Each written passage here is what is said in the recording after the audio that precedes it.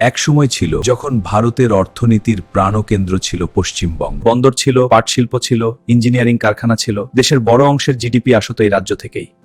কলকাতা তখন শুধু একটা শহর নয়, ওটা ছিল ভারতের অর্থনৈতিক রাজধানী। কেন পিছিয়ে পড়ল? এর উত্তর একদিনে পাওয়া যায় না। এটা একটা ধীরে ধীরে বদলে যাওয়া গল্প। যখন মুম্বাই ব্যবসা, শিল্প আর বিনিয়োগকে আপন করে নিল, তখন পশ্চিমবঙ্গ রাজনীতি আর আদর্শকে উন্নয়নের আগে রাখলো। শ্রমিক ইউনিয়ন শক্তিশালী হলো, কিন্তু শিল্প দুর্বল হতে শুরু করলো। যে পুঁজি একবার রাজ্যের বাইরে চলে যায় তা আর সহজে ফিরে আসে না। পশ্চিমবঙ্গে মেধার কোনো অভাব ছিল না। দেশের সেরা ডাক্তার, ইঞ্জিনিয়ার, চিন্তাবিদ সবাই তৈরি হয়েছে এই মাটিতেই, কিন্তু সুযোগ ছিল না।